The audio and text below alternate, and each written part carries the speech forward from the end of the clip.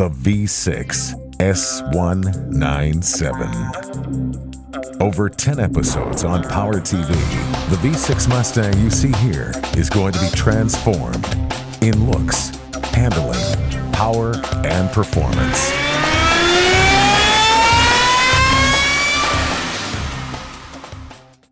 It's Project New Takeoff here in the Power TV garage. Last episode, we installed the GT body kit, and this V6 Mustang is starting to look really sweet. But now, we gotta prepare for the power. The first thing we need to do is tear out this wimpy 7.5 rear end and install this 8.8 from New Takeoff. The cool thing about ordering from them is you can order your rear ends with upgraded gears.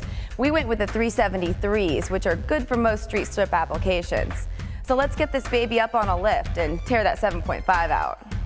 Once we got our V6 Mustang up in the air, we got a good look at the weak 7.5-inch rear end. This rear end is fine for a stock engine, but for any type of serious performance, an 8.8 rear is a mandatory upgrade.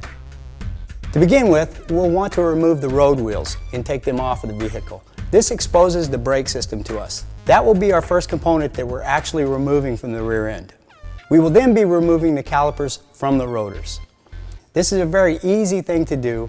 We do not want to break into the hydraulic system, so what we're going to do is remove it from the rotor and tie it up by means of wire or a zip tie to the chassis so that it does not hang by the rubber hose.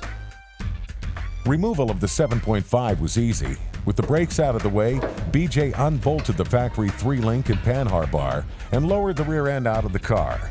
The bend pack lift in the Power TV garage made things easier, but you can do this at home.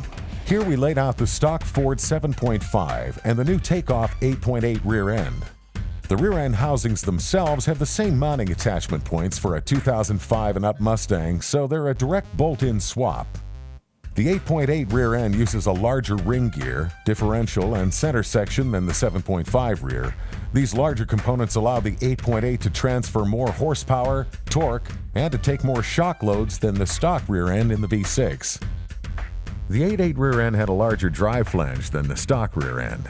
NewTakeoff.com provided the correct size flange, and BJ replaced it in no time. Installation of the 8.8 is as easy as removing the 7.5.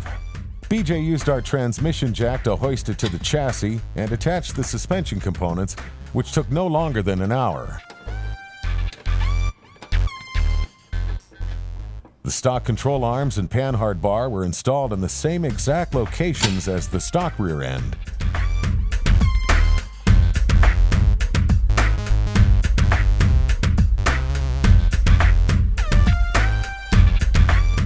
Brakes were next. The stock discs found a home on the 8.8, and then we reattached the brake calipers, which we never actually removed, but we had hung up so we didn't have to re-bleed the system.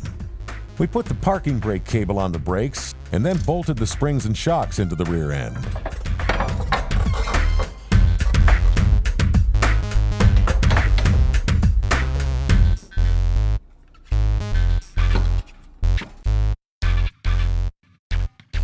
And then it was time to put the old V6 wheels and tires on.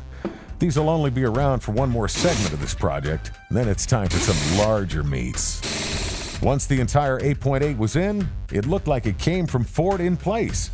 With the help of NewTakeoff.com, our V6 Mustang driveline can now take some serious power.